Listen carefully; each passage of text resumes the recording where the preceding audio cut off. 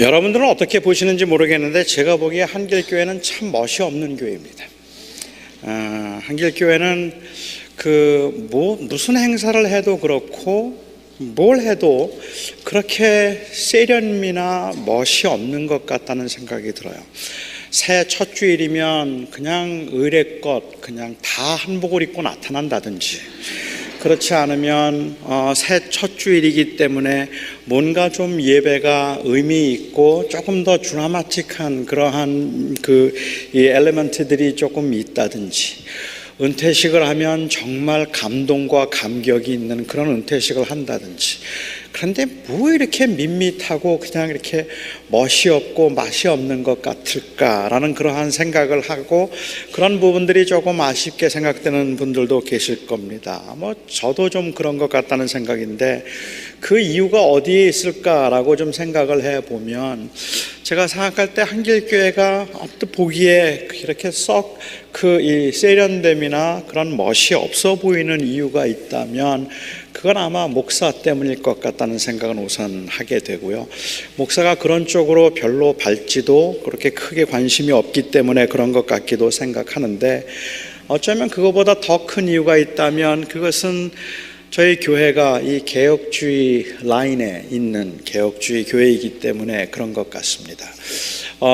절기에 대해 그렇게 큰 의미를 부여하지 않고 어떤 그 시즌의 센티멘탈리티에 의미를 부여하는 것이 하나님을 집중하는데 오히려 방해가 될 수 있다고 생각했던 이 스코틀랜드 리폼 개혁주의 전통이나 아니면 이 화란 이 개혁주의 전통이 아주 강하게 배어 있는 저희 교회이기 때문에 그런 절기에 그렇게 큰 의미를 부여하지 않으려고 하는 것이 그런 의도 때문이기도 한 것 같다는 생각이 들어요. 하지만 그 일상이라 할지라도 또 그리고 그렇게 화려하지 않은 것 같아도 그 마음 깊은 곳에 항상 하나님의 은혜로 인한 그 감동과 그리고 또 그 열정이 남아 있어야 할 것 같습니다. 그냥 그런 전통이 아닌 그냥 무기력함과 사는 게 다 재미없어서 그런 것은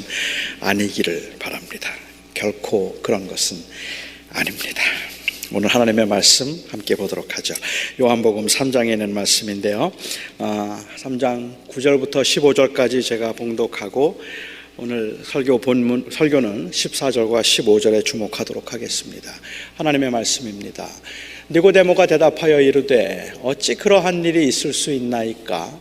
예수께서 그에게 대답하여 이르시되 너는 이스라엘의 선생으로서 이러한 것들을 알지 못하느냐? 진실로 진실로 내게 이르노니 우리는 아는 것을 말하고 본 것을 증언하노라. 그러나 너희가 우리의 증언을 받지 아니하는도다.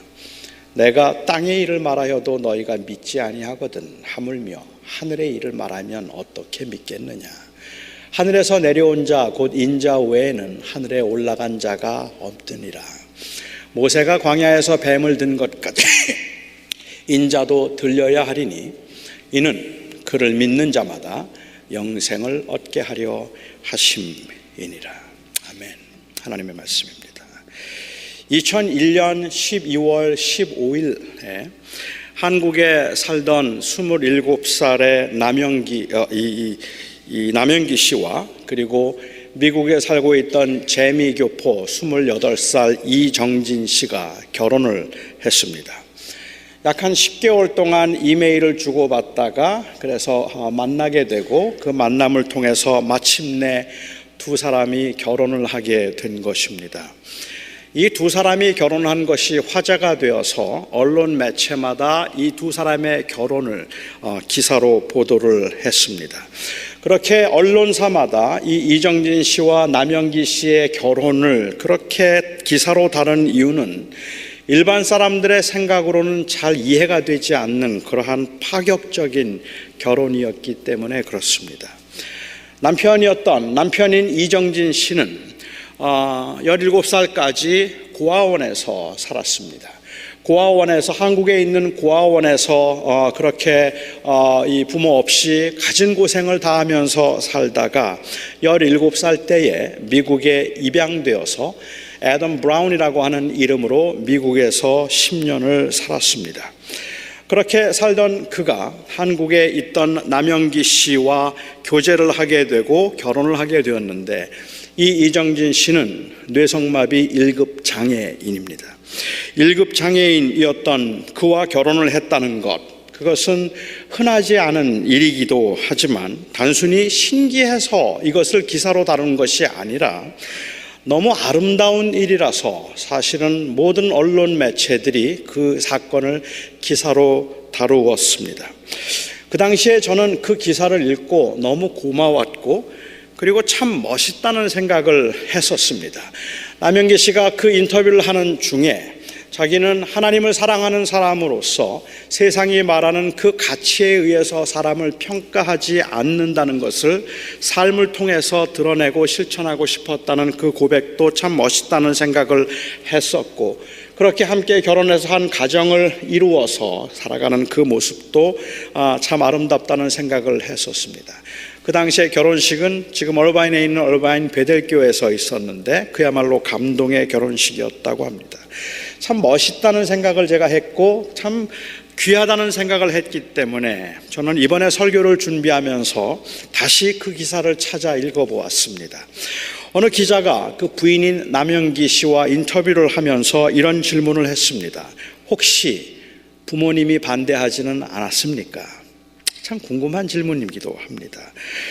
그때 남영기 씨는 처음에는 부모님이 너무 심하게 반대를 하셨지만 나중에는 이해를 하셨다고, 그리고 축복해 주었다고 대답을 했고, 그리고 그 남영기 씨의 어머니는 인터뷰하는 중에 너무 많이 힘들었지만, 그리고 너무 많이 마음이 아팠지만 하나님이 기뻐하실 그 결혼을 차마 반대할 수 없었다고 했습니다. 이 질문이 저에게도 개인적으로 저에게도 굉장히 의미 있는 질문입니다. 무남동녀 외동딸로 미국에 유학 와서 공부하던 제 아내에게 제가 청혼을 하면서 제가 제일 두려웠던 것은 장인 장모님의 반대였습니다. 장애인이었고 아주 가난하고 또 미래가 별로 보이지 않는 그냥 그런 신학생이라는 이유로 이미 벌써 저는 이 상처를 받은 경험이 있었거든요. 그렇게 상처를 받은 경험이 있던 저로서는 사실은 자신이 없었습니다. 또 상처를 받으면 어떻게 하나, 틀림없이 또 반대할 텐데 라는 그런 생각을 컸기 때문에 그런 것 같아요. 그 당시에 장인께서는 기독교인이 된 지 얼마 안 되셨던 터였는데 제가 이제 그분을 찾아뵈었을 때 그때 장인께서는 나는 자네가 목사가 된다고 해서 결혼을 허락했네, 결혼을 반대할 수 없었네 라고 그렇게 말씀을 하셨습니다. 얼굴 하나 잘생겼다는 것 말고는 도대체 아무것도 볼 것이 없는데 이런 그 남자의 외모에 빠져서 이민 목회자의 아내의 길을 가겠다는 딸을 그 힘들고 고되다고 말하고 그리고 그 어렵다고 말하는 이민 목회자의 길을 가겠다는, 그것도 멀쩡한 사람이 장애인이었던 그 신학생의 아내가 되겠다고 하는, 그냥 단순히 남자의 외모에 그냥 빠져서 정신을 잃은 것 같은 그 딸을 보면서, 하지만 목회자의 길을 가겠다고 하는 그 모습을 보면서 한편으로는 참 대견해하면서도 다른 한편으로는 많이 걱정스러워서 마냥 축복하고 그냥 좋아만 할 일은 아니었겠다 싶습니다. 제가 이번에 설교를 준비하면서 저희 장모님께서 쓰신 자서전, 제가 결혼할 당시의 부분을 조금 더 읽어보았는데 그것을 읽으면서도 제가 그냥 느꼈던 느낌은 정말 반대하고 싶은 결혼인데 그런데도 반대는 하지 못하고 또 그 딸을 그러면서도 대견해하는 그러한 그 마음을 느낄 수가 있었습니다. 작년에 제 사위와 제 딸이 몇 년간 중국이나 태국에서 선교를 하겠다고 헌신을 하고 그 선교지를 찾아서 2016년도에는 나갈 계획을 하고 있다는 이야기를 했습니다.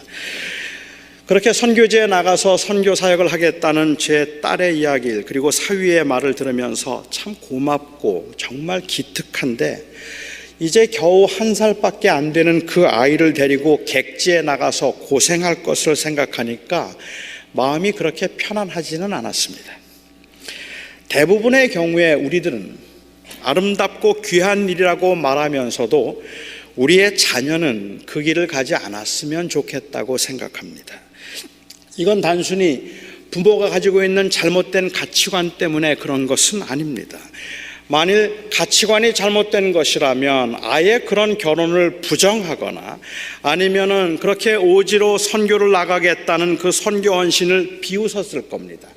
무슨 말도 안 되는 짓을 하느냐고 그랬을 거예요. 그렇지만 이것은 그냥 가치관이 왜곡되었기 때문에 그렇게 반대하고 있는 건 아닙니다.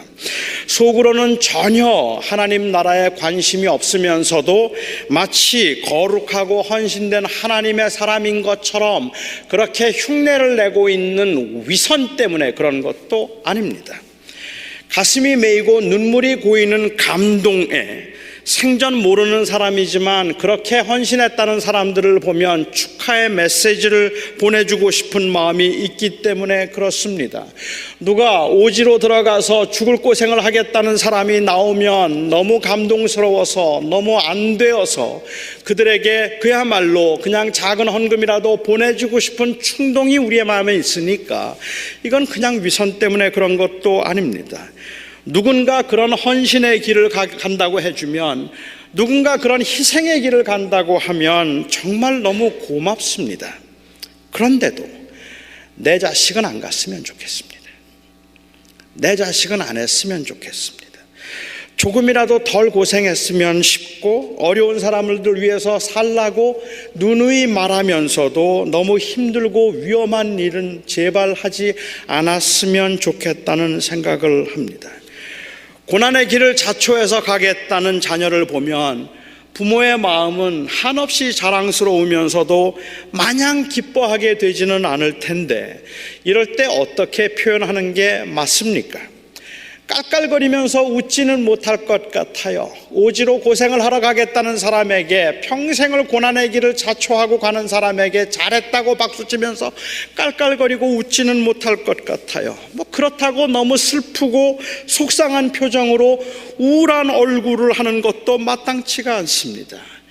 너무 미안한데 너무 고맙고, 너무 자랑스러운데 너무 아프고, 너무 감동스러운데 너무 걱정스러운 이 마음, 제가 무슨 마음을 지금 말하려고 하는지 여러분 이해가 되십니까?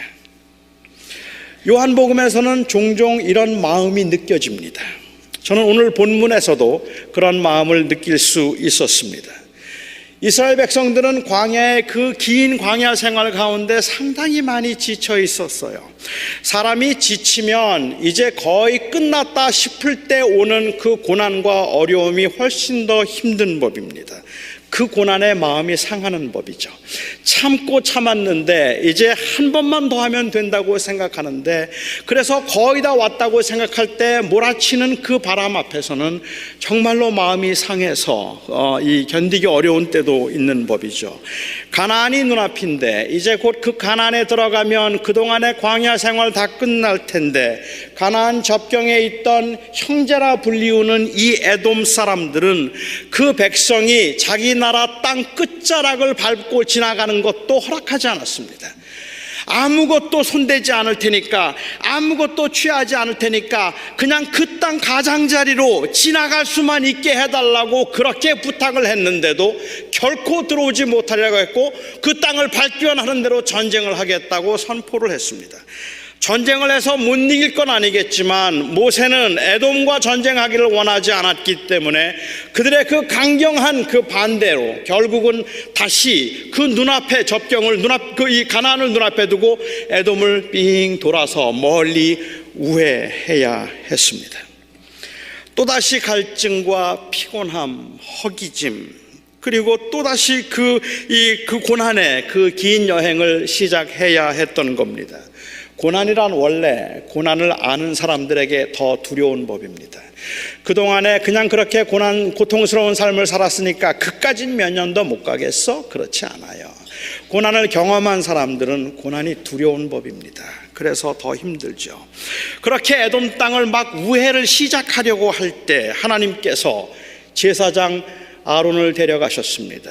그가 죽었어요. 그런데 그렇게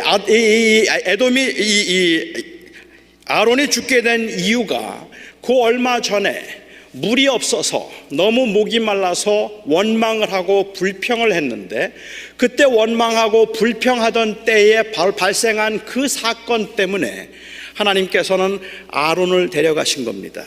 결국은 이스라엘 백성들이 불평을 함으로 인하여서 그 불평의 결과로 결국 아론이 이제 거기에서 죽게 된 것이죠. 그러니까 어찌 생각하면 이스라엘로서는 그 에돔 땅을 우회하기 직전에 아론의 죽음을 보면서 물 때문에 또 불평하면 이런 일 당할지도 모른다는 경고로 들었을 겁니다. 사람들은 이런 강경책을 좋아하지 않습니다. 이렇게 강하게 말하면 사람들은 다 반항하는 법이죠.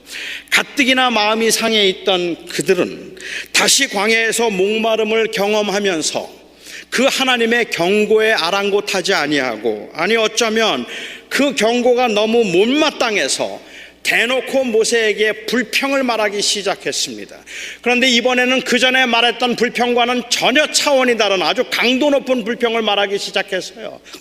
하나님께서 그들에게 그동안에 먹여주셨던 그 만나를 보고 이 하찮은 음식, 이 맛도 없는 음식, 이 아무 쓸모도 없는 음식이라고 그렇게 불평을 하기 시작했고, 먹을 것 없어서 죽게 되었다고, 마실 것 없어서 죽게 되었다고 원망과 불평을 모세 앞에 마구마구 쏟아놓기 시작했습니다.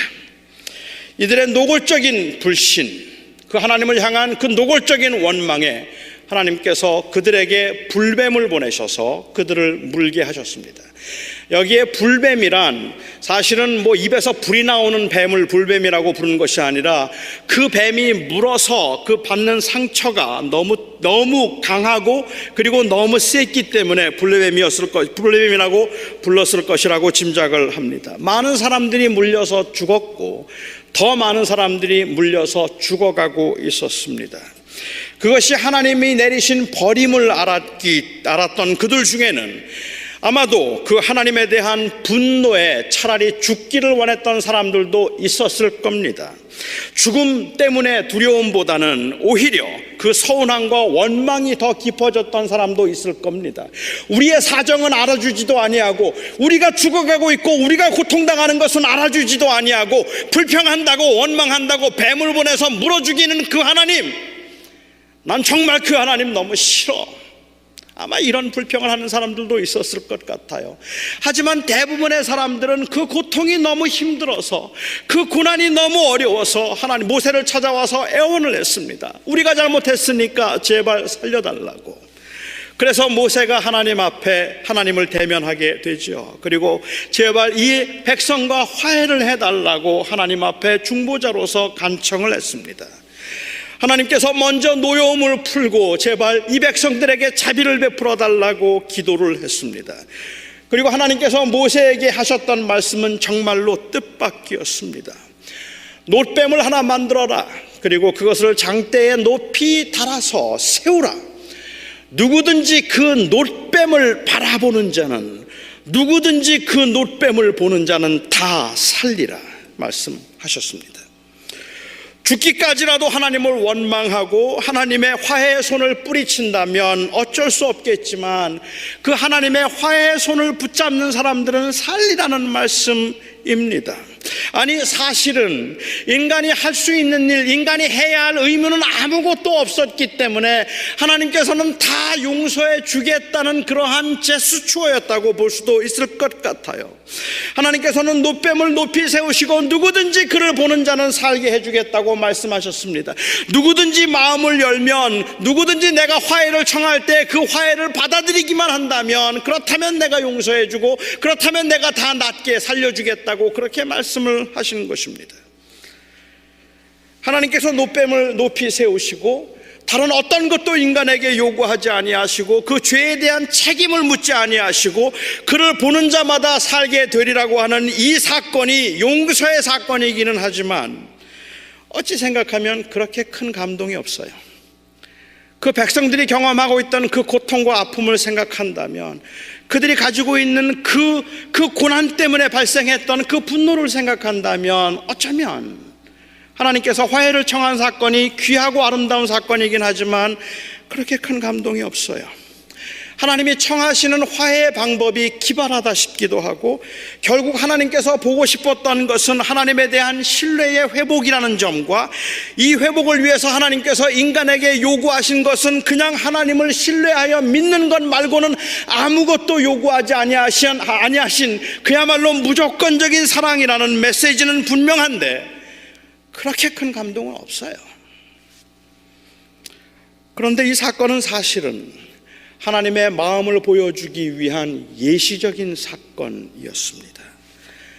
만일 그 장대에 놋뱀을 달지 아니하고, 그리고 누구든지 그 놋뱀을 보는 자마다 살리라고 말씀하지 아니하시고, 이제 나를 보면 살리라라고 말씀하시기 위해서 하나님이 직접 그 장대에 달리신다면 어떻습니까? 하나님께서 우리를 용서하시기 위해서 그 하나님의 자비하신 가운데 십자가에 그냥 놋뱀을 하나 달아놓고 누구든지 저 뱀을 보는 자마다 살리라 말씀하시고, 지금까지라도 누구든지 그 놋뱀이 달려있는 십자가를 바라보거나 그 십자가를 들고 다니는 사람은 구원받으리라 말씀하시면 거기에 하나님의 용서를 느낄 수 없는 건 아닙니다. 하지만 주님께서는 그 십자가에 놋뱀을 다신 것이 아니라 주님이 친히 달리신 것입니다. 요한은 오늘 본문을 통해서 이 놋뱀이 바로 예수 그리스도의 십자가 사건을 가리킨다고 말하고 있습니다. 그래서 그는 14절에서 이렇게 예수님이 하셨던 말씀을 인용했습니다. 모세가 광야에서 뱀을 든 것 같이 인자가 들려야 하리라. 놋뱀을 보는 것처럼 그렇게 단순한 일은 아닐지 몰라도 하나님께서 요구하시는 것은 종교적 관행이나 아니면 도덕적 행위가 아니라 하나님이 하나님 되심을 인정하고 전적으로 하나님을 신뢰하는 믿음을 주님께서 말씀하신 것입니다. 하나님의 약속을 전적으로 믿음으로만 구원이 가능함을 보여주는 너무도 분명한 예시적인 사건임에 틀림이 없습니다. 그런데 저는 오늘 설교를 준비하면서 이 사건이 무엇을 의미하는가 하는 그 사건에 주목하기보다 오히려 사도 요한이 이 사건을 어떻게 표현하고 있는가 하는 사도 요한의 그 표현 방식에 좀 주목해 보고 싶습니다. 요한은 예수님께서 하신 말씀 가운데서 예수님께서 자주 사용하신 들려야 하리라라는 이 단어에 주목하고 있습니다. 여기에 사용된 들려야 하리라라는 이 단어는 높이 올리운다 혹은 영광을 받는다라는 의미로서 요한복음에서는 아주 자주 사용되던 단어입니다. 요한복음에서는 예수님의 그 생애를 가리켜 말하면서 들리운 바 되었다, lifted up, 이 단어를 굉장히 자주 사용하고 있어요. 이 단어가 가지는 의미는 낮아짐, 버리움 이런 의미가 아니라 높아짐, 존귀함 이런 의미이기 때문에 일부 신학자들은 여기에 들려야 하리라고 하는 이 말씀은 십자가의 사건을 말하는 것이 아니라 예수님의 승천을 의미하는 사건이라고 그렇게 주장하기도 할 정도입니다.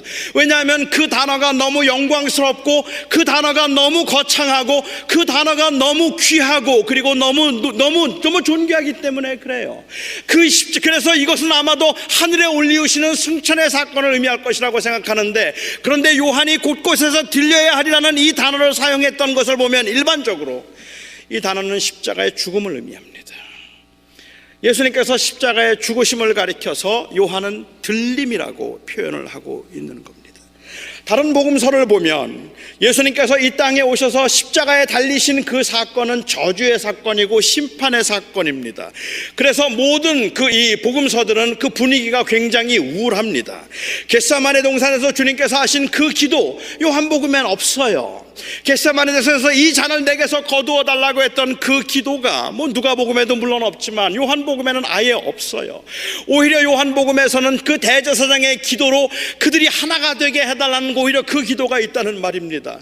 오히려 다른 복음서에서는 예수님께서 죽기 돌아가시기 마지막 전날 밤에 그 제자들을 모아놓으시고 제자들에게 떡과 잔을 나누어 주시며 이제 주님의 죽으심을 그야말로 비장하게 설명하신 그 내용이 있다면, 오히려 요한복음에는 그런 내용들이 없어요. 없어요. 요한복음에서는 그것보다는 오히려 주님께서 십자가에 돌아가시기 전날 밤에 제자들의 발을 씻겨주시면서 서로 사랑하라고 하신 말씀이 거기에는 들어와 있다는 말입니다. 오히려 주님께서 십자가에 못 박히셔서 하셨던 그 말씀 가운데도 왜 나를 버리셨냐는 애통이나 하나님 어찌하여 나를 버리셨냐는 그러한 그 심판 앞에 절규하는 모습보다는 오히려 다 이루었다는 말씀, 요한에게 마리아를 부탁하고 마리아에게 이 요한을 부탁하는 그런 말씀밖에는 요한복음에 없어요. 요한복음이 십자가의 사건은 하나님의 저주를 받은 사건이요 심판의 사건이라는 것을 부인하는 것은 아니지만, 요한복음의 분위기는 무겁고 우울하기보다는 오히려 오늘 본문처럼 밝고 영광스럽습니다. 가볍고 천박한 그러한 밝은 것이 아니라 엄숙하게 밝습니다. 조금 말이 좀 이상하긴 하지만 그 밝음이, 그 분위기가 아주 엄숙하게 밝아요. 통일교에서는 이 십자가를 내세우지도 않고 자랑하지도 않습니다. 통일교에서는 이 십자가를 저주의 사건으로 보기 때문에 이 십자가를 전혀 드러내려고 하거나 목에 걸고 다닌다든지 아니면 교회당에 세워놓는 일도 없습니다. 그들의 논리는 이렇습니다. 자식이 아버지를 망치로 때려서 해를 끼쳤는데 그 아버지가 그럼에도 불구하고 그 자식을 용서했다면 자식이 그 용서받은 은혜에 감사하다면서 자기 아버지를 때렸던 그 망치를 자랑처럼 들고 다닐 수 있겠느냐는 말입니다. 죄송한 줄 알고 부끄러운 줄 알아서 망치를 쳐다보지도 못하는 게 그게 맞지 않느냐는 거예요. 어떻게 하나님의 아들을 십자가에 달아놓고 그것을 자랑이라고 들고 다니면서 이 예수님의 십자가가, 내가 예수님을 저 십자가에 못 박았다고 자랑하는 그 모습이 틀렸다는 말입니다. 상당히 그럴듯하게 들리기는 하지만 그들이 그렇게 말하는 것은 십자가를 실패로 보기 때문에 그렇습니다.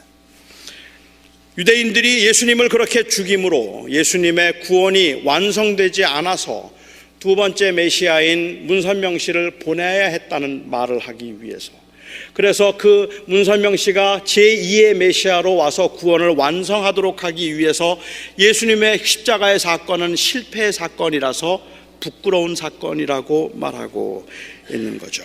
우리는 그렇게 이해하지 않습니다.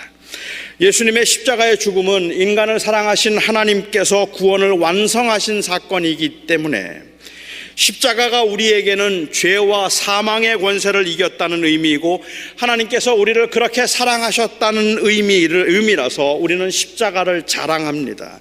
그러나 그 말조차도 사실은 우리가 그렇게 예수님을 죽인 것을 자랑한다는 말이 아니라 그 죽음을 통해서 우리에게 임한 그 구원의 은혜를 자랑한다는 말입니다.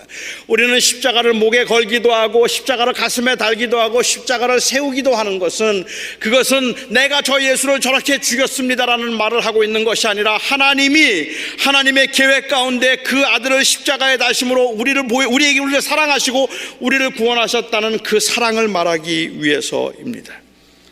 그러니까 우리가 십자가를 자랑하는 것도 맞고 그 십자가를 영광스러운 것이고 더할 수 없이 감사한 것이라고 말하는 것도 맞는데, 이 십자가를 결코 가볍고 경망스럽게 다룰 수는 없습니다. 이 십자가는 그냥 아무렇게나 걸고 다니고 아무렇게나 메고 다녀도 되는 게 아니란 말입니다. 그 십자가의 죽음은 하나님의 저주를 의미한 사건이기 때문에 그렇습니다. 광야에 달렸던 노뱀과는 다릅니다. 인간의 화해를 청하기 위해서 하나님 당신께서 친히 달리셨기 때문입니다. 저는 오늘 설교를 준비하면서 이 죽음을 들리움이라고 표현하신 표현에 초점을 맞추고 싶었습니다. 사도 요한은 왜 예수님의 죽음을 무겁게 묘사하지 않고 저주의 사건으로 묘사하지 않고 영광의 사건으로 묘사했을까요? 아니, 그보다 제가 더 주목해보고 싶은 것은 우리를 위해 고난의 길을 가시고 처절하게 십자가에 달려 죽으신 이 예수님의 이 십자가의 모습에 대한 영광스러운 묘사를 우리는 도대체 어떻게 받아들여야 할까요? 차라리 어둡고 아프게 그렸더라면 우리는 좀 더 쉬웠을 것 같아요.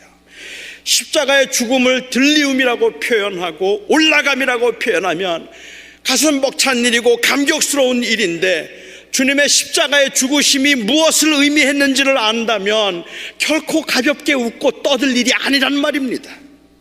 하지만 그럼에도 불구하고 거기에는 틀림없이 기쁨이 있고, 거기에는 틀림없이 엄청난 사랑과 그리고 위로가 있습니다. 그래서 하나님이 세상을 이처럼 사랑하사 독생자를 주셨으니 이는 저를 믿는 자마다 멸망치 않고 영생을 얻게 하려 하심이라는 그 사랑의 고백 앞, 사랑의 선언 앞에 오 땡큐라고 그냥 가볍게 말할 수 없단 말입니다. 그렇게 말할 수 없어요.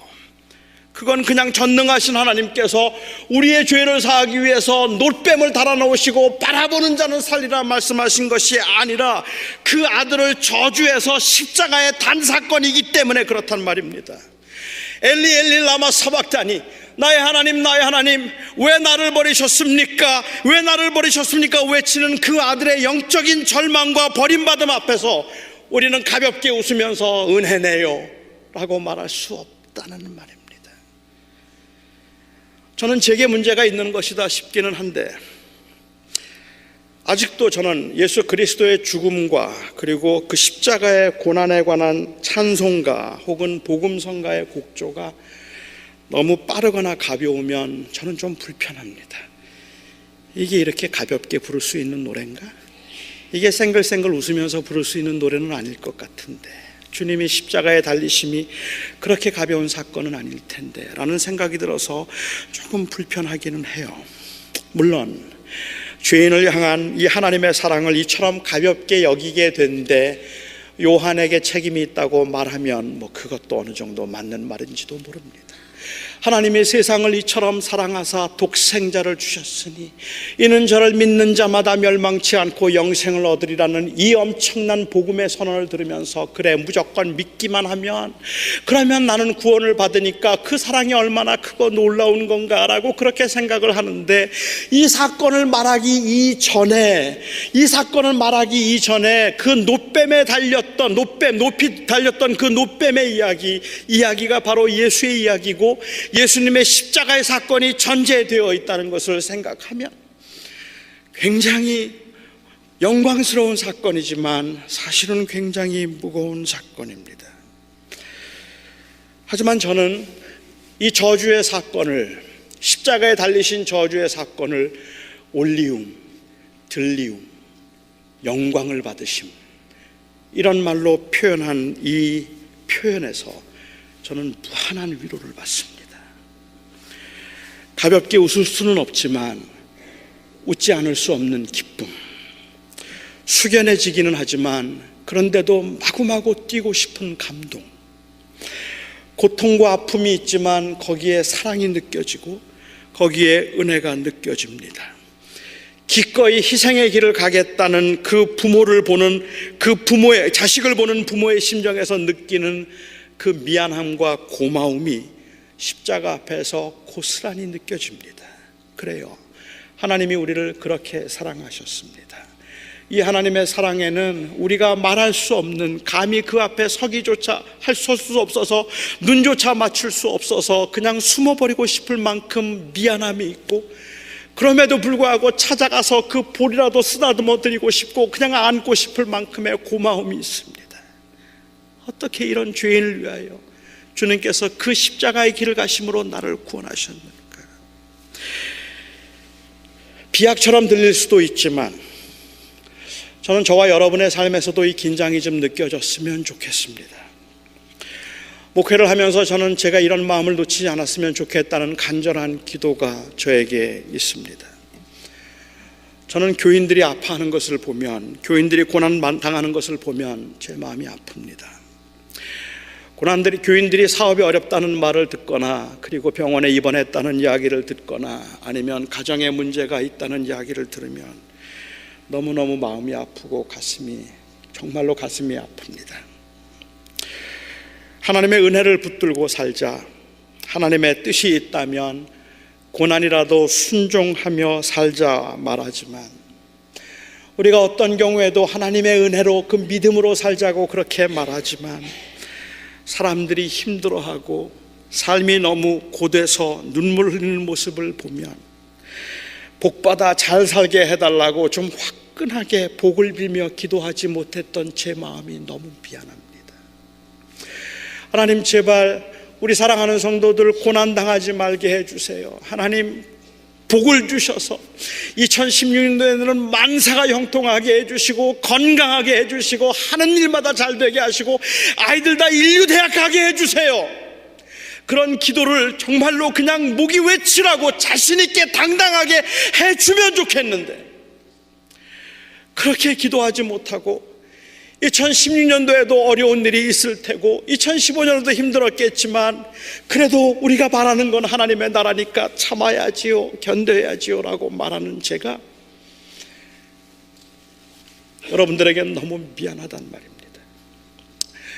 아무 문제 없을 거라고 내가 하나님 앞에 기도하니까 하나님께서 내 기도를 들어주셔서 여러분의 생애가 그야말로 탄탄대로일 것이라고 그렇게 말해줄 수 있으면, 그리고 그렇게 자신 있게 말할 수 있으면, 또 그래서 제가 그렇게 축복해서 그렇게 될 수만 있다면 정말 정말 좋겠는데 우리가 원하는 것은 그런 삶이 아니라 우리는 하나님의 제자로 이 땅에서 끝까지 믿음을 견디며 살아가는 것, 그러니까 어떤 고난 가운데도 흔들리면 안 됩니다, 넘어지면 안 됩니다라고 말할 때 너무 마음이 아프단 말입니다.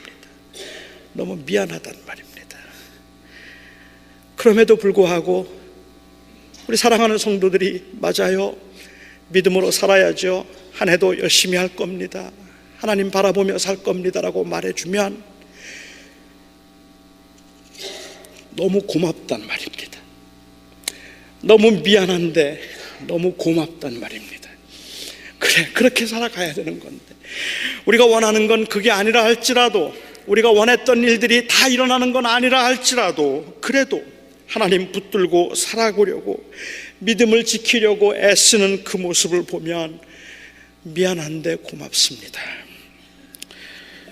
송구영신 예배를 하면서 하나님께서 2016년도에는 만사 형통하게 하시고 2015년에 있었던 그 눈물과 그 아픔들 다 씻어내 주실 것입니다. 희망찬 메시지를 여러분들에게 전하고, 여러분들이 그것이 중독과 같은 것이고 일시적인 환상이라 할지라도 그래 잠깐만이라도 좀 잊어버리자 생각하고 그렇게 마구 깔깔거리고 웃으면서 떠날 수 있는 모습을 제가 만들어내지 못한다는 것이 너무 죄송한데, 그런데도 숙연하게 그 말씀 앞에서 진실하려는 여러분들의 모습이 고맙습니다.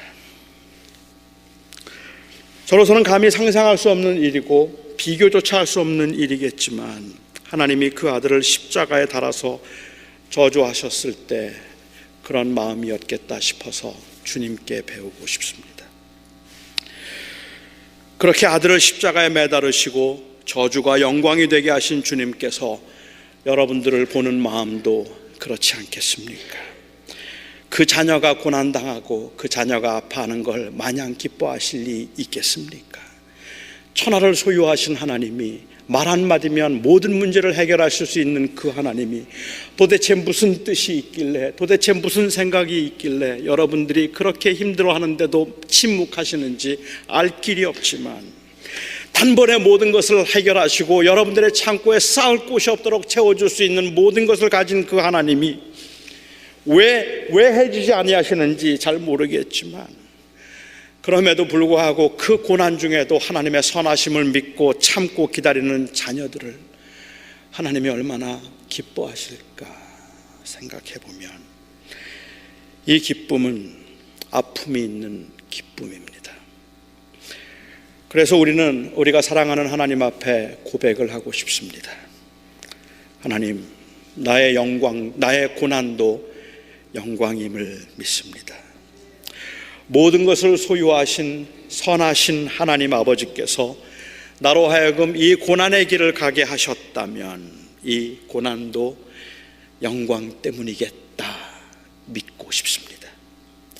십자가에 매달리심, 그 저주의 사건을 들리움이라고 영광이라고 표현했던 것처럼 십자가에 달리신 그 아픔의 사건을, 그것을 영광이라고, 올리움이라고 표현했던 것처럼 내가 당하는 고난도, 우리가 당하는 아픔도 영광이라고 불리울 그날이 있음을 믿습니다. 우리는 이 기도를 하고 싶습니다. 2015년도에 우리는 참 많이 울었습니다. 우리의 울음에는 섭섭함도 있었고, 그냥 너무 힘들어서 우리도 모르게 그냥 흘러내렸던 속절없는 눈물도 있었습니다. 불안함에 이제 나는 어떻게 해야 하나 수없이 묻기를 반복하고, 정말 그렇게 살고 싶지 않았는데 허무하게 무너져 내림에 좌절하기도 했었습니다. 그런데도 한 해를 돌아보내면서 우리의 마음속에는 감사함이 있었습니다. 그 감사함은 단순히 그냥 2016년도에는 잘 풀릴 거라는 것에 대한 막연한 희망 때문이 아니라, 우리가 그 고난과 그 눈물 가운데도 하나님 앞에 감사할 수 있었음은 십자가 때문입니다. 십자가를 보면서 우리는 하나님의 마음을 보았기 때문에 그렇습니다. 이 십자가의 저주의 사건을 영광의 사건이라고 부르는 그 하나님의 섭리를 보았기 때문입니다. 이제 2016년이 되었습니다. 새해 첫 주에 저는 이 십자가의 길을 가셨던 주님의 말씀을 여러분과 함께 나누었습니다. 모세가 광야에서 뱀을 든 것 같이 이제 인자가 들려야 하리니 이는 그를 믿는 자마다 영생을 얻게 하려 하심이라.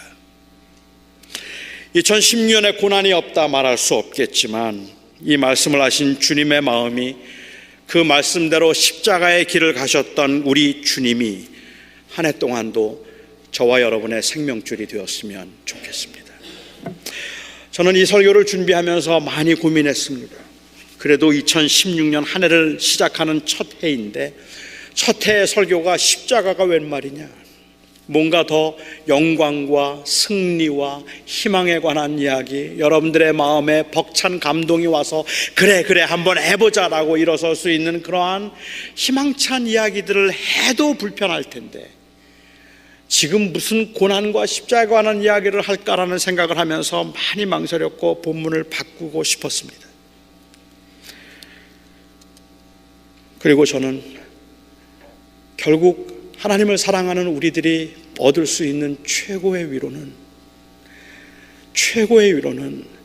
2016년도에 만사 형통할 것입니다라는 그 말이 아니라, 2016년도에도 하나님은 여전히 여러분을 사랑하십니다, 그 말이라고 생각했습니다. 그것만큼 희망은 없습니다. 하나님은 고난 중에도 여러분을 사랑하십니다. 십자가를 보십시오. 그 십자가의 사건이 저주의 사건이었으나 영광의 사건이었던 것처럼, 여러분들이 한 해 동안 겪었던 그 일들은 하나님이 다 아셨던 일들이고, 하나님께서는 그것을 기억고 영광스럽게 하실 것입니다. 2016년 하나님이 여러분들을 사랑하신다는 이 사실, 그 인자를 십자가에 높이 다시고 그것을 영광이라고 부르신 그 하나님의 은혜가 저와 여러분의 마음속에 가득하기를 바랍니다. 기도하겠습니다.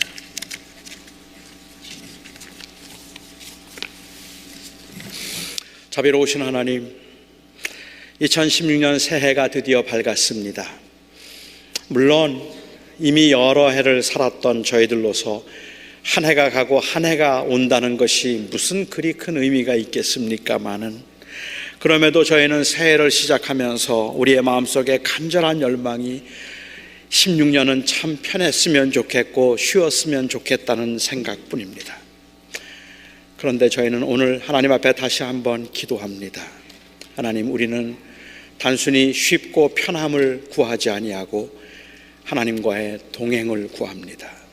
우리는 단순히 그냥 형통함을 구하기보다, 형통이라 할지라도 거기 주님 계시지 않으면, 거기서 하나님의 사랑을 느낄 수 없으면 그건 저희에게는 아무것도 아니기에 하나님의 동행을 구합니다.